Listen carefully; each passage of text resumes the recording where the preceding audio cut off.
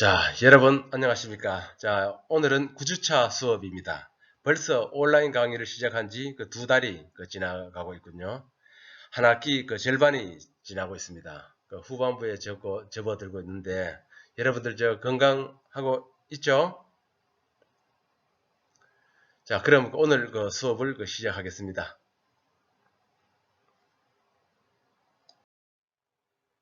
자, 오늘은 지난주에 못한 부분, 재무관리의 중요성과 재무에 대한 기본 지식 이해 약간 좀 하고, 오늘은 손익분기점과 자금 조달에 대해서 말씀드리겠습니다.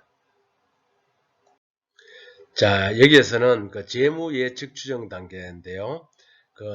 최종 재무 추정 단계는 투자의 순년가를 계산하는 것이지만, 창업가들에게는 추정 손익계산서만 잘 작성해도 충분할 수 있습니다. 그렇기 때문에 여기에서 투자의 순현가라는 것이 무엇이냐만 알고 있으면 돼요.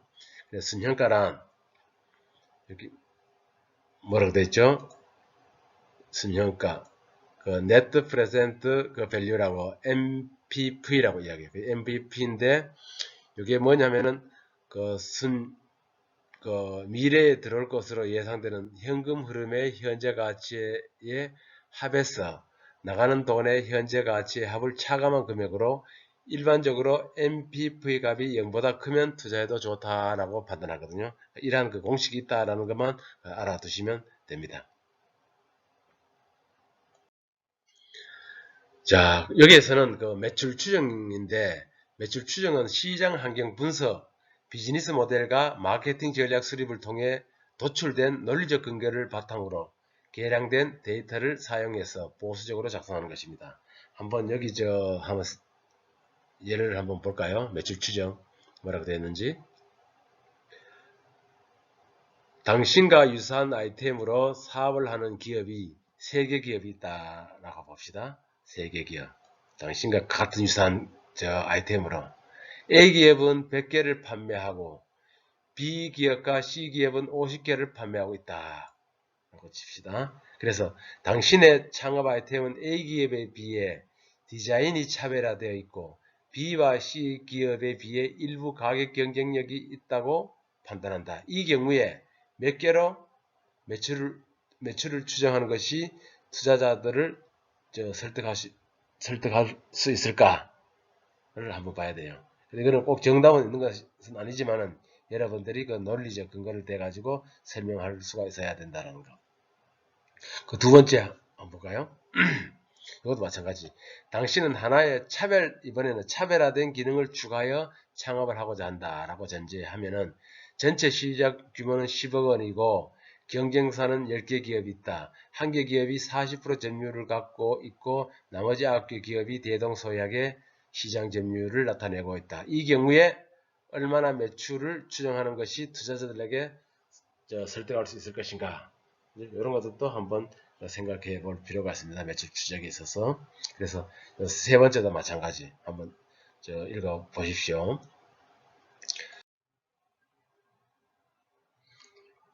자, 여기에서는 여기는 비용 추정입니다. 비용 추정은 반드시 사업 계획서의 내용을 바탕으로 추정해야 한다라고 되어 있습니다. 그래서 매출 원가는 생산 전략에 따라 해야 되고, 광고비는 마케팅 전략에 따라서 해야 되고, 인건비는 인사조직 전략에 따라, 감가상각비는 투자 계획 등에 근거해서 비용을 추정해야 한다라고 알고 있으면 됩니다.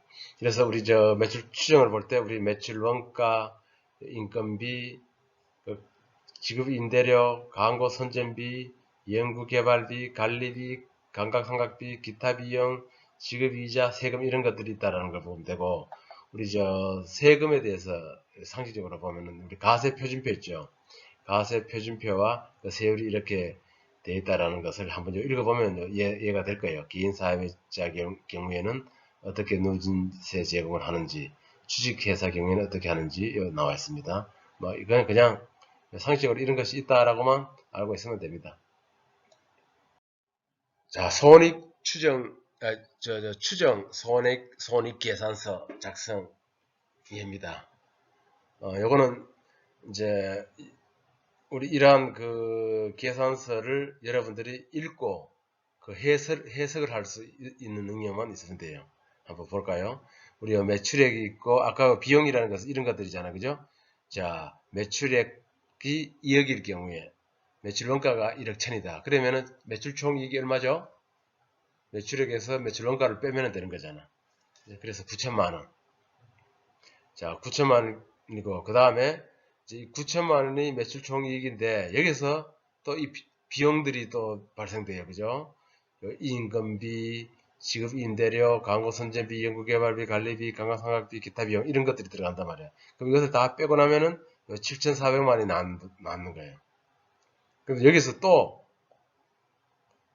이자 비용이나 세전이익이나 세금 이런 것을 빼면은 6,255원이 순이익이다. 이렇게 된다라는 것을 읽고 이 표를 보면서 각 연도별로 어떻게 늘어나는지 줄어드는지 이런 것을 볼 수 있으면 됩니다. 자, 그렇게 어려운 것은 아니죠. 자, 여기서는 이제 손익분기점에 대해서 알아볼 거예요. 자, 먼저 우리가 손익분기점이 무엇인가를 알려면은 우리 손익분기점은 우리 한글로 그죠? 우리나라 말로 손익분기점이라고 많이 이야기하고 우리 회계에서는 전문적으로 BEP라고 해요. 그죠? BEP라고 하면은 이게 하나의 그 기호라고 보면 돼. 브레이크 이벤트 포인트라고 해서 손익분기점인데 뜻이 뭐냐 하면은 기업이 판매를 통해서 얻은 총수익과 총비용이 같아지는 매출 수준을 이야기하는 거거든요. 그래서 손익분기점을 달성하지 못한다는 것은 수입보다 지출이 많다는 뜻이야. 그러니까 결국 빚을 내야 하기 때문에 상업기업에는 상당히 중요한 부분이에요. 자, 이걸 한번 그래프를 한번 그려볼까요? 예를 들어서 손익분기점은 이 손익분기점을 볼 때 그걸 해석을 할 수 있어야 된다는 거지. 우리 보통 보면은 이제 고정비가 있는 거예요. 고정비. 고정비라는 것은 임대료나 관광상각비, 이자 비용, 정기적 인건비들 있잖아요. 그죠? 이런 것들이 우리 고정비용, 고정비용이 이 정도라고 치고, 그 다음에 우리 변동비. 변동비는 어떤 게 있죠?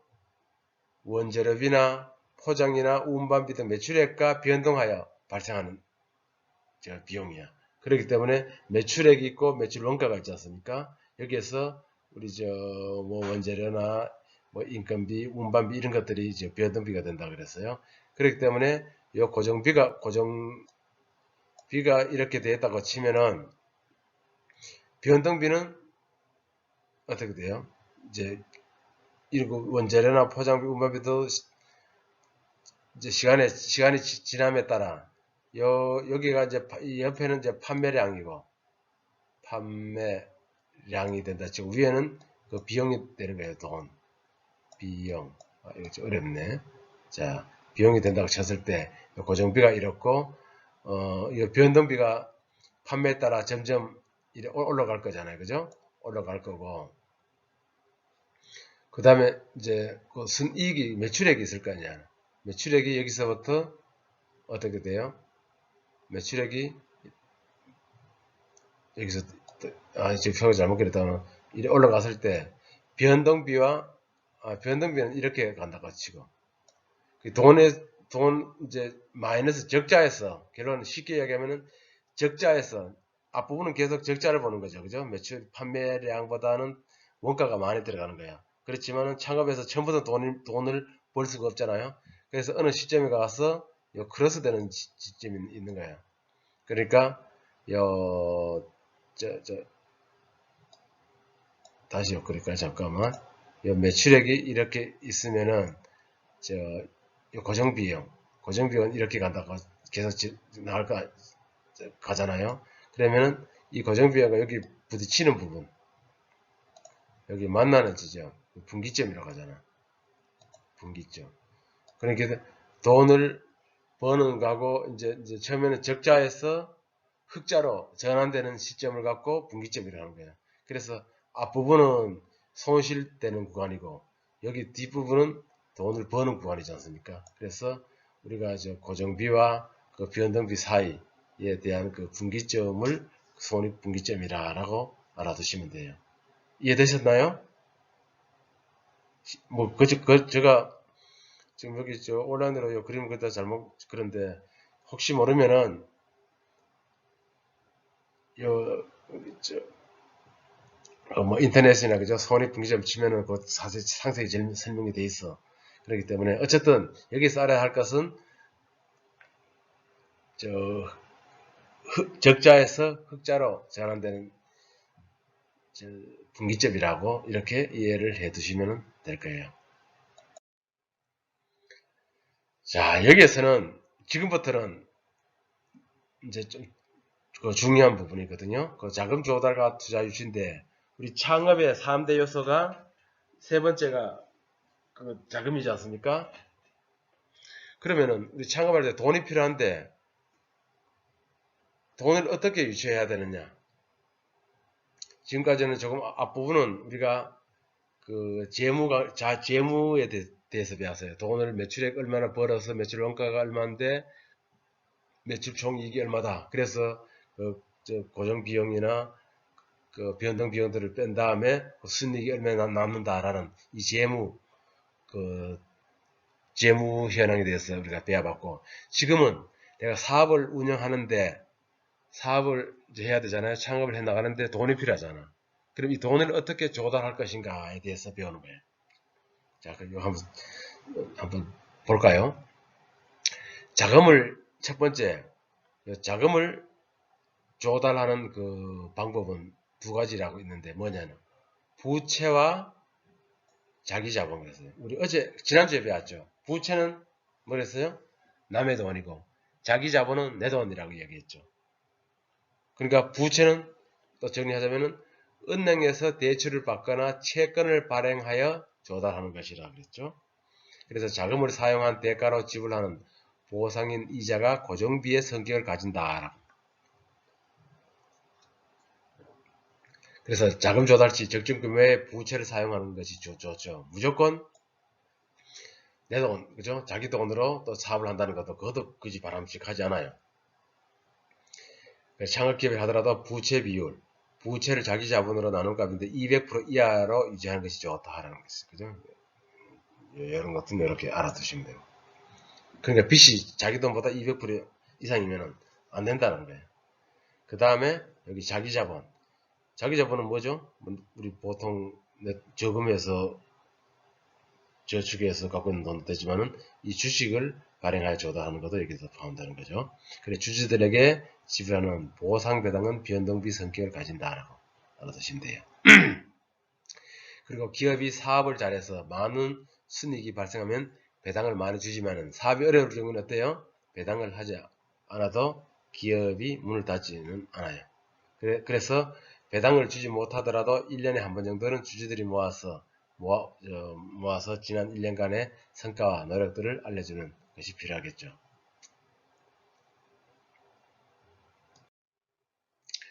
그리고 개인 및 지인 자본 활용하기.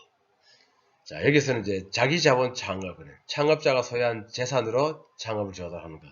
사실 이것도 이렇게 하는 사람은 많이 없어요. 이렇게 했을 경우에는 이자 부담과 원리금 상한 부담을 줄일 수 있어 사업이 안정적인 것이 장점이 되겠죠. 당연하죠. 뭐 자기 돈으로 하기 때문에 이런데. 근데 보통 사람들은 자기 돈을 많이 갖고 있잖아요. 여러분들 집 살 때도 그렇잖아요. 아파트 여러분들 분양받을 때도 자기 돈으로 분양을 받는 사람들이 많이 없는 거와도 마찬가지야. 그래서 실제로 창업가가 혼자서 자금을 조달하는 것은 어렵다. 왜 이런 이야기 했냐? 다음에 또 나올 거예요. 그 다음에 지인 자본 활용하기. 가족이나 친구 등 지인으로 의해서 이제 돈을 남에게 이제 빌리는 거죠. 융자를 해주거나 또는 투자를 통해서 주식을 매입하기도 하는데 이런 것들도 그렇게 좀 좋은 방법은 아니에요. 이런 것들이 있다라는 것만 알고 넘어갑시다. 근데 중요한 것은 뭐죠? 여기서부터야. 지금은 내 돈이나 남의 돈을 빌려서 한다고 이야기했잖아요. 그 내 돈과 또 남이 타인이지만은 타인 또 개인이지 않습니까? 남에게 빌리는 돈이었단 말이에요. 상당히 그건 좀 위험 부담이 있어요. 또 신뢰관계도 돈을 빌렸는데 못 갚아줬을 때 상당한 그런 신용관계나 그 친구나 가족에서 이런 가정에 이런 파탄도 날 경우가 있거든요. 그렇지만 우리나라에는 우리가 좀 기업을 하다 보면은요, 우리 정부에서 지원을 많이 해줘. 그래서 저는 이 창업 교육을 시킬 때 자금 조달과 투자 유치를 많이 이제 강의를 하거든요. 하면은 첫 번째는 자기 돈으로 사업을 하지 마라. 자기 돈으로, 내 돈으로 창업하지 말 것. 이게 하나의 저는 팁을 주고 있습니다. 그리고 내 돈 안 들고 어떻게 창업하느냐. 남은 남인데, 어떠냐? 남은 남인데, 우리 기관에서 받아야 된다는 거죠. 그래서 뭐냐? 정부 자금을 활용한 자금 조달이야. 정부 지원금이죠. 그럼 우리나라에서는 정부 지원을 어디서 해줍니까? 기업이라면은. 옛날에는 중소기업청이었죠. 그래서 요즘 이번 정부가 바뀌고 나서는 중소벤처기업부로 승격을 했잖아. 그래서 요즘 중소기업 창업 관련해서 상당한 그 지원금이 많이 있어요. 그래서 보통 보면은 요래 창업을 준비하는 단계, 창업을 실행하는 단계, 실패하면은 다시 재도전하는 단계, 성장 단계 이렇게 해서 이 각 부문별로 지원금을 주고 있습니다. 그래서 여기 보면은 여러 가지 그죠? 이제 창업 준비하는 창업 동아리나 뭐 창업 리그 이런 우리 대학에서 창업 선도 대학도 있고 창업 협력 선도 대학도 있습니다. 청년 사관학교 막 이런 것들이 이런 프로그램들이 있다라고 보면 돼. 그래서 창업을 했을 때는 창업 자금 융자도 있고 R&D 자금도 있고 창업 도약 패키지, 재도전 성공 패키지 뭐 이런 것들이 상당히 많이 우리나라는 창업 창업이나 우리 기업 지원하는 제도가 잘 되어 있다라는 것을 제가 먼저 이야기를 드립니다. 자, 다음 페이지 한번 볼까요? 창업이라 하면은 우리나라에 여기 제가 우리 K-스타트업이라고 우리 사이트가 있습니다. 우리 중소벤처기업부에서 우리 창업진흥원이라고 있어. 우리 본사는 대전에 있는데 거기 창업진흥원의 그 인터넷 홈페이지가 창업넷입니다. K-스타트업이라고 했어. 여기 보면 K-스타트업이죠. 여러분들 네이버에 들어가셔가지고 창업넷이나 K-스타트업을 치면은 바로 이 화면이 뜰 거예요. 뜨면은 여기 제 앞에 여기 뭐가 떠 있죠? 여기 뭐라 그러나 여기 지금 앞에 떠 있는 거 팝업창 보면 전부 다 지원 사업들이에요. 뭐 글로벌 엑셀러레이터 지원 사업, K-스타트업, 혁신 창업 리그 참가자 모집, 뭐 이거 많이 있죠, 그죠? 창업 도약 페이지, 뭐 K 유니콘 기업 구민심사단 등등등 있거든요. 그래서 부문별로 우리 창업 교육하는 거나 시설 공간 지원, 멘토링 지원, 사업화 지원, 정책 자금 여기는 이제 돈 지원해주는 요 R&D 연구 개발하는 거, 그 다음에 이걸 했을 때 해외 팔로 해외 시장 개척하는 거, 그다음 기타 행사 하는 거 이런 것들이 상세하게 돼 있어요. 그러면 우리는 뭘 봐야 되느냐? 자금이라고 얘기했잖아요.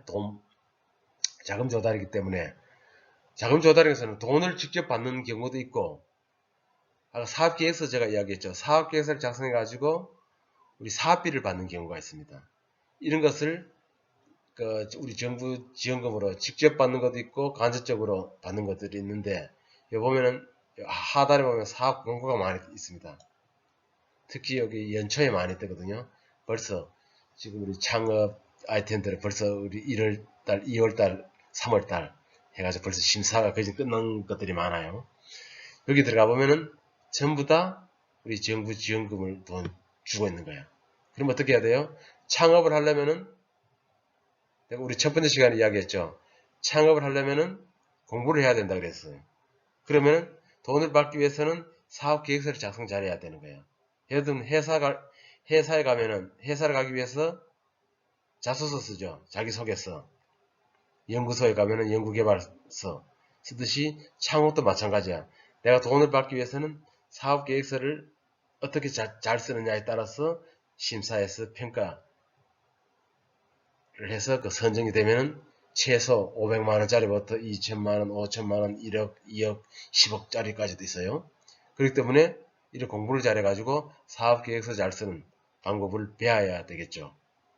그래서 우리가 지금 우리 제가 지금 현재 우리 수업은 창의적 스타트업 첫걸음이잖아요. 그래서 우리 성공 창업이라고 또 다른 과목이 있어. 거기서는 우리 사업 계획서 작성하는 것을 구체적으로 또 배웁니다. 우리는 이제 이러한 그 첫걸음이다 보니까 이러한 제도가 있고 이러한 시스템이 있고 이러한 그 우리가 일반 그 스타트업에 대한 일반 상식들을 하나하나 알고 넘어가야 되거든요. 그래서 우리 여기에서는 우리 정부 자금 조달에 우리 정부 지원 시스템이 이렇게 잘 되어 있다는 것을 알아두시고 여러분들도 혹시 다음에 창업을 하게 되면은 이러한 기구를 활용을 해야 돼요. 우리나라는 여기 중소기업청만 있는 것이 아니고 각 지자체 있죠. 지자체, 서울시면 서울특별시, 경기도면 경기도, 또 경기도 안에서도 각 구별, 시별로 이런 기업 지원하는 제도들이 상당히 많아요. 그렇기 때문에 굳이 내 돈 안 들어서 그 창업을 할 수 있다라는 거지. 그죠? 그런 거는 제가 앞으로 또 차차 말씀드릴 거예요. 이제 보면은 여기 정부 자금 활용한 그 자금 조달이라고 했죠. 그러면 두 가지가 있는 거야. 그러면 순수한 자금 지원 방식이 있고 이자가 낮은 저리 방식이 있다 그랬습니다. 순수한 자금 방식은 뭐죠? 쉽게 이야기하면은 자, 먼저 이거 읽어 한번 볼게요. 대개 2천에서 5천만 원 정도를 평가를 통해 지원하는 방식으로 계획대로 사용하면 갚지 않아도 되는 거야. 중요한 거는. 그죠? 갚지 않아도 되는 자금. 순수한 자금 방식이기 때문에 2천에서 5천만 원까지는 사업계획서를 잘 써가지고 사업계획대로 잘 사용만 하면은 이 돈은 갚지 않아도 되는 거예요. 여러분들 2천만 원짜리 사업이면 여러분들 1년에 회사 다니면은 연봉이 2천만 원 정도 되죠. 대학 졸업 같으면은. 물론 많이 받는 학생들 3천까지 가겠지만은 사업계획서 한 장으로 2천만 원을 받을 수 있는 거예요. 그렇기 때문에 좀 전에 말씀드렸지만은 사업계획서를 잘 작성해야 되겠죠. 그렇기 때문에 작성하면 엄격한 심사가 병행되기 때문에 지원금을 받기가 쉽지는 않지만 관련 공고가 뜨고 자사의 사업과 연관이 있다면 도전을 꼭 해봐야 되네요. 저도 지금 오늘은 내가 지금 여러분들 학생들을 가르치지만은 우리 학교에 재창업 패키지라고 우리 성인들 대상으로 중장년 대상으로 제가 지역 주민들 대상으로 우리 교육을 제가 많이 하고 있거든요.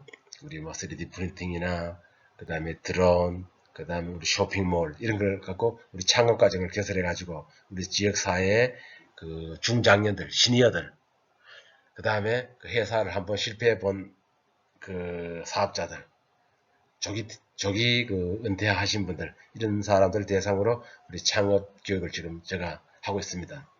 이럴 때 제가 매번 이야기하지만은 이 자금 조달에 대해서 지금 오늘 그 지금 강의하듯이 강의를 하는데 어쨌든 내 돈 들이지 않고 그 정부 지원금을 받아서 사업계획서를 잘 써서 창업을 하도록 해라고 제가 계속 권고를 하고 있습니다. 근데 처음에는 그 자신이 없어가지고 사업계획서도 잘 못 써가고 자꾸 그 겁을 내다 보면은 한번 겁을 내다 보면은 계속 그 접근을 할 수가 없지 않습니까? 그렇기 때문에 이 도전 정신이 필요한 거예요. 그러니까 우리 창업교육을 배우면서 사업계획서도 작성하는 법을 그 익혀 나가야 된다라는 거죠. 자, 아까 첫 번째는 뭐라고요? 순수한 자금으로지만 돈을 안 갚아도 되는 거. 그러면 밑에는 뭐죠? 이자가 낮은 저리 대출 방식이 있어요. 이게 바로 우리 여러분들 요거 다 하나 요거 잘 외워 두세요. 기술보증기금과 신용보증기금이라고 있어. 요거는 앞에는 기술보증기금은 기술을 담보로 해가지고 돈을 빌려주는 거고 신용보증은 여러분들 신용을 담보로 해서 빌려주는 거거든요. 여러분들 아파트, 여러분들 부모님들 잘 아실 거야. 주택 사거나 그 전세 들어갔을 때 그 보증 받잖아요. 부동산 담보 받는 거, 뭐 그런 거 비슷한데 이런 것들은 일정한 평가 후에 1,000만에서 몇 억까지들 보증서를 발급해 주는 거죠. 그래서 기술보증서는 기술보증서라고 있어요. 그래서 기보라고 이야기하고 신용보증은 신용보증재단에서 하기 때문에 신보라고 이야기하거든요. 흔히 신자 여러분들 저 뭐 다음에 혹시 구체적으로 배울 때 보면 기보, 신보 이런 걸 많이 들을 거예요. 기술보증재단에는 기술의 보증, 기술을 담보로 돈을 대출해 주는 것은 기보라고 하고, 신보는 신용을 보증을 하는 거예요. 그래서 그 보증서를 끊어주면은 돈은 어디서 빌린다? 또 우리 시중은행 있죠. 기업은행이나 뭐 국민은행, 하나은행 이런 데 가서 저 돈을 빌리는 거예요. 보증서는 여기 기보나 신보에서 끊어가는 거지. 그래서 한번 봅시다. 대출이자는 정부에서 일정 부분을 지원해 주기 때문에 시중대출 금리에 비하면 상당히 저렴한 편에 속합니다. 그래서 원금을 지원해 주는 것은 아니죠. 그죠? 그렇기 때문에 여러분들은 이자가 낮기 때문에 이 기술보증재단이나 신보에서 이 보증서 끊기도 상당히 어렵습니다. 그렇기 때문에 여기에서 이러한 그 사업계획서를 작성해가지고 지원받는 거와 낮은 이자지만 융자를 받는 것, 이런 것들도 하나의 실적입니다. 내가 이런 역량이 없으면은 지원을 못 받는 것 되겠죠. 그렇기 때문에 이러한 우리 창업에서는 이러한 그 정부 자금 받는 자체가 하나의 실적이고 성과거든요. 그래서 여러분들 이력서나 저 연역에 이런 것들을 다 쓸 수가 있습니다. 그렇기 때문에 이 창업에 대해서 자금 조달의 이 방식은 상당히 그 중요한 부분입니다. 혹시 이해하셨나요? 지금 이러니까 지금 온라인으로 강의하다 보니까 약간 설명이 좀 부족한 것 같아요. 제가 이래 생각해도. 여러분 눈으로 보고 하나하나 설명을 해야만이 좀 이해가 될 것 같은데, 어쨌든 이런 두 가지, 그죠? 그 융자로 지원해주는 방식, 직접 안 갚아도 되는, 갚지 않아도 되는 지원금이 있다는 것을 알아두시면 되겠습니다. 그러니까 아까 즉 내 돈으로 투자하지 말라는 거죠. 그죠? 사업을 할 때 내 돈으로 안 하고 우리 정부 지원금으로 첫 번째로 할 수 있어야 된다는 거예요. 자, 그럼 여기서는 두 번째는 크라우드 펀딩을 통한 자금 조달이에요. 자, 크라우드 펀딩은 많이 들어보셨죠? 뭐냐? 소규모의 후원이나 투자 등의 목적으로 웹 서비스와 같은 플랫폼을 통해서 다수의 개인 후원자로부터 자금을 조달받는 거예요. 투자 받는 방식이나 목적에 따라서 기부형이 있고, 대출형이 있고, 보상품 제공형이 있고, 수익 배분형으로 구분이 되고 있습니다. 그래서 우리 크라우드 펀딩은 쉽게 이야기하면은 자금이 부족하거나 없는 사람들이 그 프로젝트를 인터넷에 공개하고 그 목표 금액과 모금 기간을 정하여 익명의 다수에게 투자를 받는 방식을 이야기했어요. 그게 우리 다수가 이제 크라우드잖아. 그죠? 다수. 그 크라우드에 투자를 하는 방식인데 우리 벤처 기업의 그 또 다른 그 자본 조달 방법이라고 보면 돼요. 여러분들 세계 최초의 크라우드 펀딩 사이트는 어딘지 알아요? 이게 그리 오래된 것이 아니에요. 한 2008년도 정도 되는 것 같은데 인디고고 아시죠? 가장 유명한 크라우드 펀드는 또 2009년에 4월 달에 출발한 미국의 킥스타터라는 것이 있어. 그래서 그리고 미국과 유럽 등지 중심으로 이런 크라우드 펀딩이 많이 확산돼가지고 2020년 지금 현재는 각종 스타트업들이 첫 제품을 내놓는 중요한 방식으로 이제 자리매김을 하고 있거든요. 그래서 우리 여기 나오는 크라우드 펀딩이 보면 가족, 친구, 엔젤 투자자, 벤처 캐피탈 이런 것들이 다 있잖아. 그죠? 이런 것들은 우리 앞으로 또 뒤에 배울 거예요. 어쨌든 크라우드 펀딩은 어쨌든 소규모의 후원이나 투자 등의 목적으로 웹 서비스 같은 플랫폼을 통해서 우리 다수의 그죠? 크라우드에 투자를 받는 방식이라고 알아두시고 또 투자 방식과 목적에 따라서 오른쪽에 있는 그죠? 기부형, 대출형, 보상품 제공형, 수익배분형 이런 것들이 있다라고 알아두시면 되겠습니다.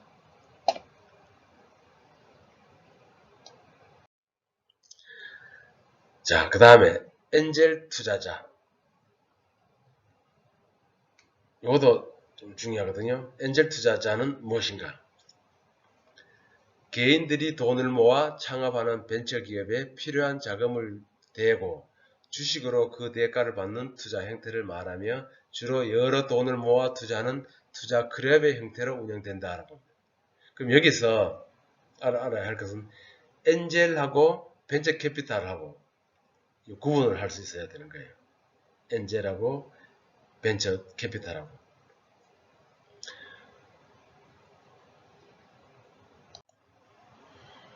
자, 우리 엔젤 투자자는 이렇게 하고 다음에 다음 페이지에 우리 벤처 캐피탈이 나옵니다. 그러니까 제가 벤처 캐피탈하고 엔젤 투자자를 비교를 해가지고 같이 설명을 드릴게요. 자, 우리 여기는 이제 엑셀러레이터를 통한 자금 조달이라고 했습니다. 자, 인큐베이터와 달리 스타트업에게 사무 공간뿐만 아니라 창업 자금을 투자하고 멘토링을 해주는 전문 기관이다 그랬습니다. 자, 여기서 요거 꼭 알아두세요. 엑셀러레이터 요거. 자, 그럼 먼저 요 밑에 한번 저거 쉬어가는 저거로 한번 보겠습니다.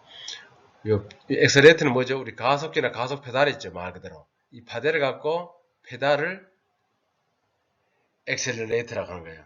우리 한국이나 일본에서는 자주 엑셀이라고 이야기하죠. 그죠? 여러분들 자동차 뭐 빠른 건 엑셀이잖아. 엑셀을 줄여서 엑셀이라고 하는데 미국에서는 가스 페달이라고 하거든. 우리나라에는 엑셀이라고 하지만 미국에서는 가스 페달이라고 부르기도 합니다. 그래서 그 안에 그 A로 시작하므로 엑셀이 아니라 우리 엑셀로 표현을 해야 됩니다. 그래서 우리 간혹 엑셀레이터를 악셀레이터라고 우리 한국에서 많이 부르죠. 그죠? 이거는 우리 일본식 발음으로 악셀레이터라고 하는 건데, 예. 뭐 굳이 뭐 꼭 잘못됐다기보다는 그죠? 우리 좀 정확하게 발음을 하려면 엑셀러레이터라고 보면 돼. 그 때문에 우리 창업 스타트업에 상당히 그 중요한 부분이 그 엑셀러레이터거든요. 이게 뭐냐? 인큐베이터는 창업 보육하는 기관이에요. 그죠? 창업을 그 보육해 주는 거. 달리 스타트업에게 그 보육하는 게 사무 공간이잖아요. 창업 공간뿐만 아니라 그 창업 자금을 아까 이야기했잖아요. 지금 자금 투자 유치지 않습니까? 그래서 창업 자금을 투자하고 그 다음에 사업을 잘 되게 해주는 멘토링을 해주는 그 전문 기관이에요. 그죠? 그렇기 때문에 뭐 쉽게 얘기하면 사무 공간도 지원해주고 창업 자금도 투자하고 멘토링도 그 컨설팅도 해주고 이렇게 하는 기관이 엑셀러레이터라고 하는 거거든요. 그래서 엑셀러레이터를 통한 자금 조달이 있다라는 것을 알아두시면 다음 페이지에 보면은 엑셀러레이터를 통한 자금 조달이 있어요. 이거는 창업자를 도와 기업의 성장을 이제 가속시키는 거죠. 그죠? 여러분들 그 컨설팅, 멘토링을 해줌으로써 엑셀을 빨아는 거예요. 엑셀, 그죠? 빨아가지고 빨리 그 선정할 수 있는 건데 여기서 우리가 이제 대표적인 그 엑셀러레이터는 어디냐면은 우리나라에 그 TIP 팁스 있어요. TIPS. 이것도 많이 그 창업을 하면 꼭 안에 둬야 돼. 여러분들 팁스 있죠? 이 팁스를 여러분들 인터넷에 치면은 나와. 엑셀레이터 나오는 투자하는 방식이나 그 사업 설명이나 막 기타 많은 정보가 있습니다. 그래서 창업하는 사람들은 꼭 이 프로그램을 그 활용을 할 줄 알아야 돼요. 그러니까 얼마나 좋습니까? 이런 그 기관들은. 요거는 뭐냐면은 제가 이제 민간 엑셀러레이터가 투자하고 정부가 지원하는 혁신적인 민간 협력 모델입니다. 민간. 그게 이제 우리나라의 그 고유인데 저는 뭐 솔직한 말로 여기 우리 학생들에게는 이런 이야기하면 안 되겠지만 그냥 좀 보통이라고 봅니다. 그렇지만 어쨌든 우리 민가 간이 협력해서 그 지원하는 그 우리 기관입니다. 팁스. 여기서 보면은 성공한 그 선배 창업가로부터 전문 멘토링을 받을 수 있다는 것이 그 장점이에요. 우리 학교에서도 이러한 창업 교육도 받지만은 이런 데 가면은 상당히 이것도 우리 정부에서 일부 그 같이 그 운영을 하고 있기 때문에 상당히 그 도움이 많이 됩니다. 여러분들도 부지런해야 돼. 그죠? 혹시 애들 창업에 관심 있는 사람들은 이런데 많이 그 들어가보고 또 방문도 해보고 또 질문도 하고 이렇게 해야만이 이 성공할 수가 있어요. 그러니까 여기 보면은 티스 프로그램 보면은 여기 뭐지 아까 인큐베이터 이야기했죠. 인큐베이터는 말 그대로 보육 공간이에요. 장소 그죠? 창업 공간을 지원해 주는 거죠. 그러니까 적은 투자로 많은 지분을 획득할 수 있지 않습니까? 여러분들 그 창업을 하게 되면은 그 공간이 있어야 되잖아.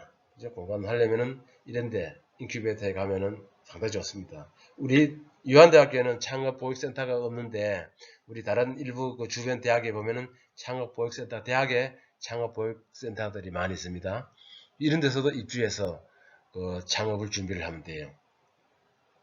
상당히 그 저렴하고 일반 그 오피스텔보다는 많이 저렴하다는 것, 깨끗하고 또 이런 그 직접적이나 그 간접적으로도 우리 창업에 그 지원을 해준다라고 보시면 됩니다. 그리고 여기 창업팀이 있고 정부가 있는데 이 정부는 R&D 자금 플러스 알파를 지원해주고 또 창업팀은 이제 돈을 주면은 거꾸로 성공했을 때는 기술료를 상환해야 돼. 기술료를 이제 또 이제 줘야 되겠죠, 그죠? 그렇게 해서 서로 또 그 기술료를 받은 가지고 또 재투자도 하고 재지원도 해주고 이렇게 하는 거지. 인큐베이터도 마찬가지로 창업팀에서 또 투자도 하고 이 집은 또 이렇게 나름대로 그 계산법이 있습니다. 그 계약을 하게 되면은 서로 이제 얼마의 그 이익분에 얼마를 또 주고 받고 하는 것들이 있기 때문에 이러한 그 프로그램을 운영하는 것이 상당히 좋다라는 것이. 그렇기 때문에 뭐죠? 기술 아이템만으로 실패 부담 없이 창업을 할 수 있는 것이 이러한 그 팁스 제도예요. 이해하셨어요? 엑셀러레이터를 통한 자금 조달이 있다라는 것을 알았어. 아까 엔젤 투자, 그죠? 엔젤 정부 지원 그냥 정부 지원금이 있다 그랬고, 그 다음에 그 엔젤 투자자가 있고, 그 엑셀러레이터를 통한 자금 조달이 있다라고 이야기했어요. 그 다음에 뭐가 나올까요?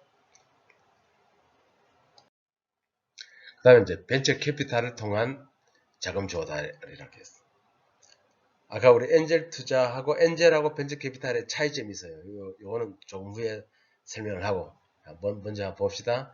벤처 캐피탈은 제품 서비스의 성공 가능성을 검토 후에 창업 기업에 자금을 투자하고 기술 개발이나 경영 지원으로 투자 이익을 얻는 방법이에요. 그러니까 엔젤이나 벤처 캐피탈에 하는 일이 뭡니까? 업무가 투자하는 게 업무예요. 투자. 누구한테? 사업자들한테. 창업자나 사업하는 사람들에게 투자를 해가지고 투자 이익을 얻는 방법이에요. 그러면 어떻게 돼야 되죠? 좋은 회사, 좋은 창업자를 발굴해야 되겠지. 그죠? 그리고 금융기관은 신용도나 담보를 조건으로 자금의 규모 해수 시기 등을 결정하지만은 벤처 캐피탈은 창업 기업의 시장성 및 성장 가능성을 평가하여 무담보 투자를 한다는 것이 원칙이다. 상당히 중요한 부분이죠. 응? 저 특징 가면 여기 이제 제가 요 비교를 해놨어요. 벤처 캐피탈과 금융기관. 금융기관은 일반 우리 저 시중은행이잖아요. 그러면은 지원 대상 뭐냐? 우리 일반 은행에서는 뭐 어떻게 하죠? 우리 담보가 있어야 담보 제공이 능력 있는 사람들에게만 지원해 줄 수 있는 거예요. 그러나 벤처 캐피탈이나 엔젤은 어떠냐? 엔젤도 일부 포함됩니다. 성장 가능성이 있는 창업자, 벤처 기업에 지원을 해주는 거예요. 아까 이야기했죠. 벤처 캐피탈이나 엔젤 투자자는 뭐라고 이야기했죠? 업무가 투자하는 거야. 그렇게 또 투자를 누구한테 하느냐? 창업자, 성장 가능성이 있는 벤처가들한테 투자를 하는 거죠.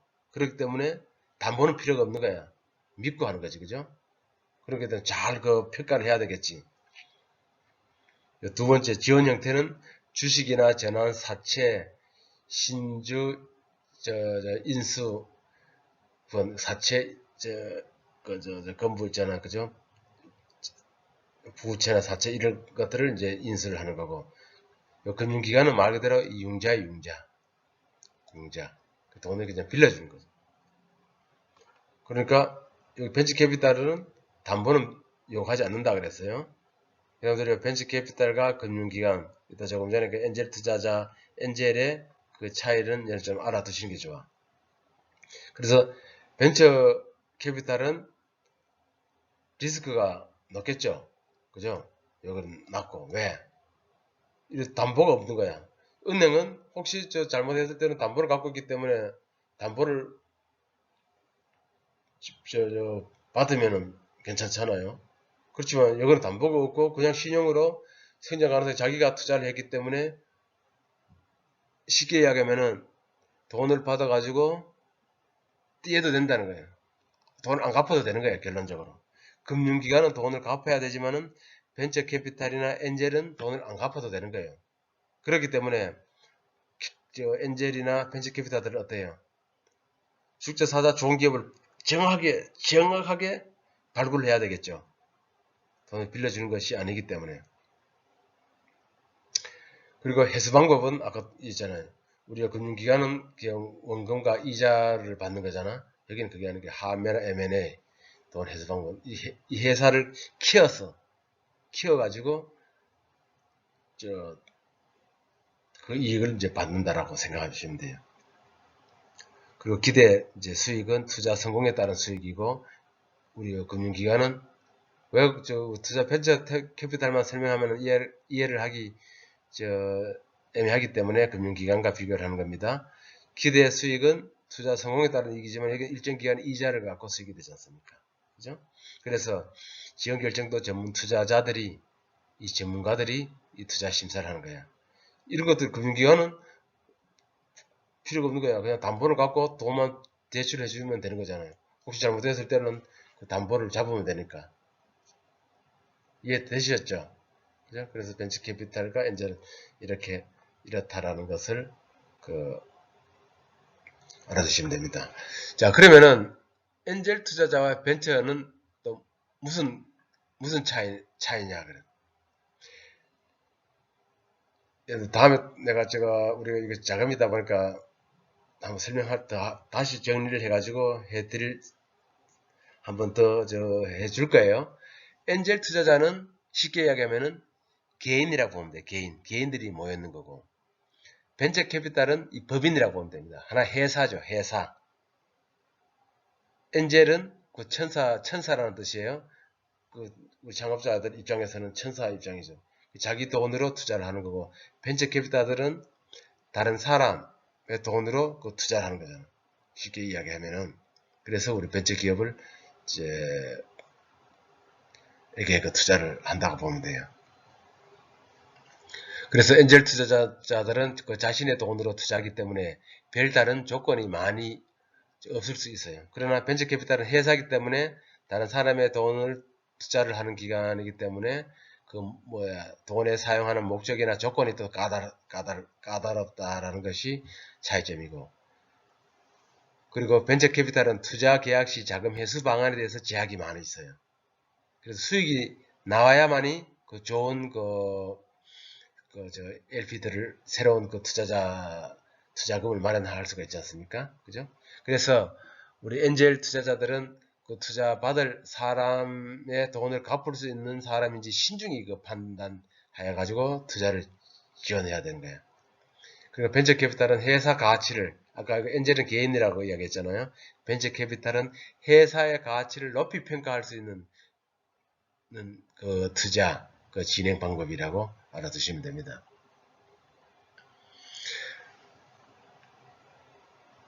그래서 우리가 투자를 받고자 한다면 객관적인 자신의 기업에 대해서 분석을 할 수 있어야 돼.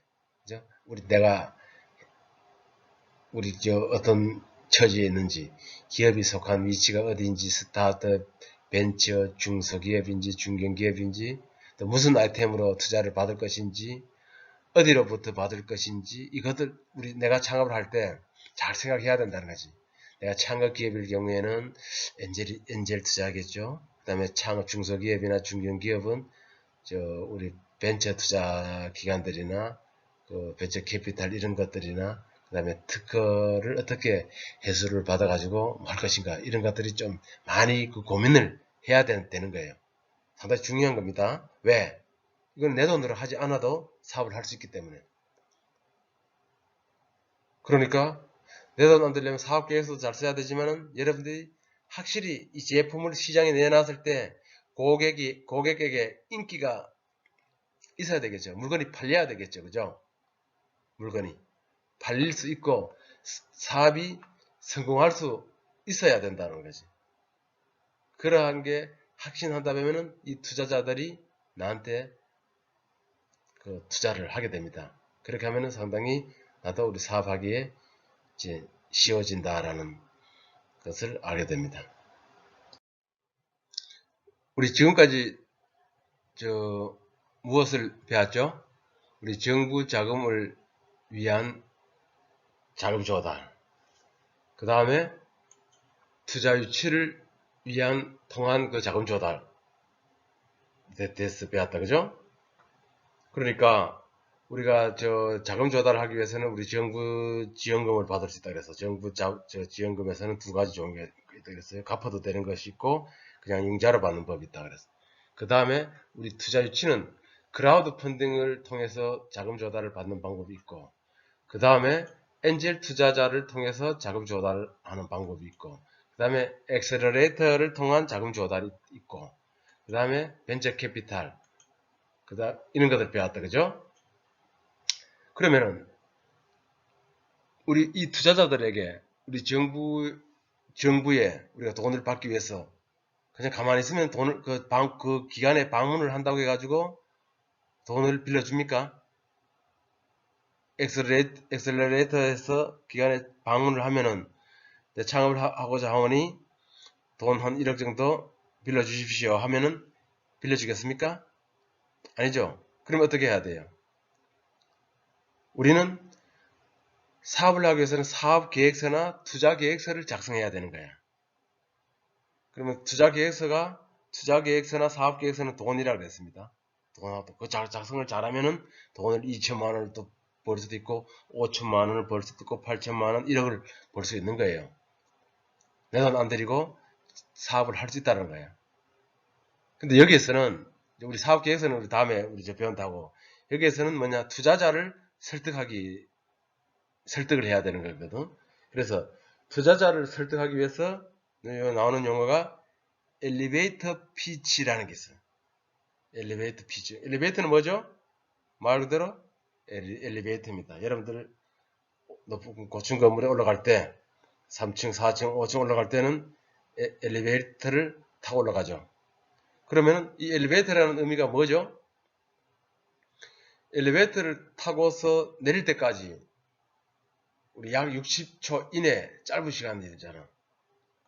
그래서 이 60초 이내 짧은 시간 안에 투자자의 마음을 사로잡을 수 있도록 이야기하는 것이라 그랬어요.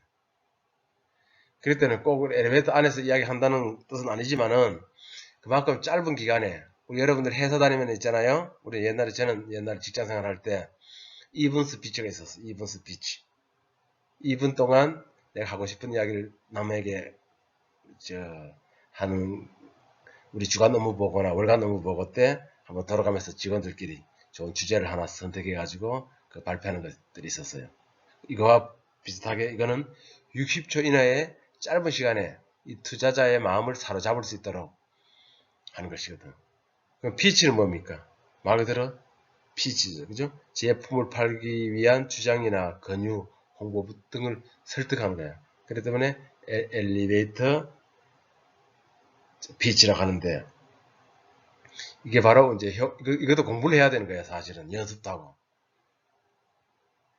그러니까 이것도 이제 방정식을 만들잖아. 서론, 본론, 결론이 있어야 되지 않습니까? 모든 그래도 서론, 본론, 결론이 있듯이 말해도 그것도 있어야 되는 거야. 그래서 이 주제에 대한 이야기를 한 문장으로 말할 때 한 10초 동안, 그죠? 서론을 이용하고 우리 본론, 그 주제 스토리를 첨가하여 한 40초 동안. 여러분 40초도 짧은 게 아니에요, 사실은. 저도 우리 인터넷 지금 우리 여러분들 지금 제가 녹화를 하고 있잖아요.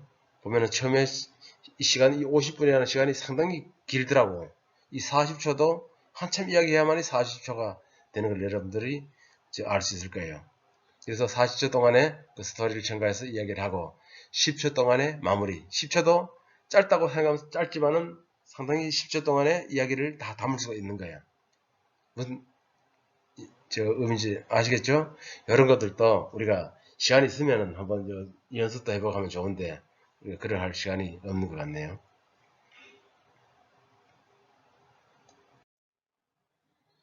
그래서 이제 엘리베이터 피치 이인데 메시지 맵이라는 거예요. 아이디어를 메시지 맵을 만들어서 준비해 둔다면 언제 어디든지 핵심을 설명할 수 있다라고 이야기해요.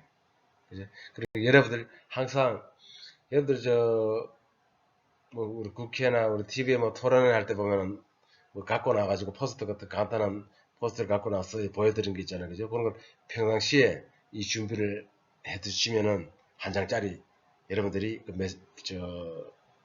알기 쉬운 PPT 자료를 하나 만들어 놓는 게 좋아요. 너무 장수가 많으면 안 되지만은 나의 상품, 그죠? 나의 아이디어나 이런 것들을 하나 그냥 주머니에 만들어서 갖고 다니시는 게 좋아. 요즘은 이런 메시지 웹을 어디에 넣느냐? 스마트폰에 저장을 해 다니시더라고. 그래서 저도 우리 사장님들이 저한테 이제 사업 소개도 하고 하거든요. 설명을 하게 되면은 옛날에는 그냥 말로만 했는데 요즘은 스마트폰 열어가지고 자기 제품도 그 구성도 있잖아요. 제품의 그 구성도 서비스도가 있으면은 그런 것을 보여주면서 설명을 하면은 상당히 좋습니다. 말로만 한 것보다 뭘 하나 그 이미지를 하나 부각시켜 줘야 되잖아요. 그죠?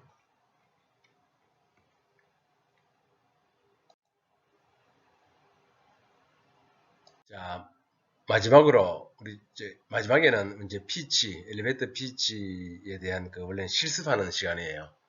원래는. 그러나 이제 우리 온라인 강의로 인해서 실습을 할 수는 없고 여러분들이 개개인이 한번 연습을 한번 해보세요.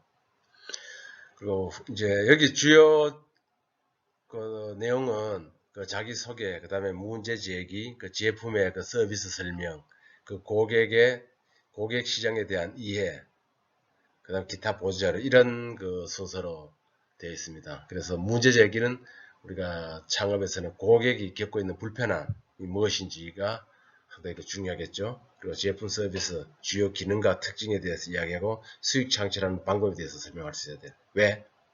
상당히 중요하죠. 그래야만 이 투자자들이 이제 빚이란 것은 저한테 투자 설명을 하는 거잖아요. 그렇기 때문에 돈을 어떻게 벌 수 있는지를 명확하게 이야기를 해주는 것이 상당히 중요하다고 생각합니다. 그리고 주요 고객하고 시장에 대한 이해가 확실히 타겟이 있는지 없는지 그것도 좀 중요합니다. 그래서 엘리베이터 피치는 주로 말이나 글이나 비디오 형태로 전달되거든요. 그래서 프로젝트 매니저나 세일즈맨, 정책 결정자 이런 사람들이 엘리베이터 스피치를 연습하고 실제로 사용하여 자신의 주장에 빠르게 전달할 수 있는 연습을 많이 해야 된다는 겁니다. 그래서 아이디어 가치를 엘리베이터 피치를 듣고 결정하기 때문에 이런 형식은 말하기, 면접하고 데이트, 서비스 예약 등 이런 용도로 많이 이제 쓰인다고 생각하면 되겠습니다. 자, 그러면 오늘은 재무 부분에 기초 부분 좀 했고, 투자자 설득하기, 그 다음에 자금 조달, 투자 유치 이 부분에 대해서 했습니다. 그럼 우리 향후에 이제 우리 다음 주 시간부터는 우리 이제 10주차가 되겠네요. 이제 얼마 한 달, 4주, 한 5주, 6주 남았어요. 우리 크라우드 펀딩 사례 같은 거 하고 임팩트 투자, 스타트업 이슈, 스타트업의 성장통 이런 부분들이 우리 다음 사업 계획서에 우리 강의 계획서에 보면 있습니다. 그래서 우리 교과서에 스타트업의 새로운 기회에서 창의적 기회 포착 이 부분과 린 스타트업을 통해 가지고 우리 이러한 자금 조달을 하고 병행해서 수업에 임하도록 하겠습니다.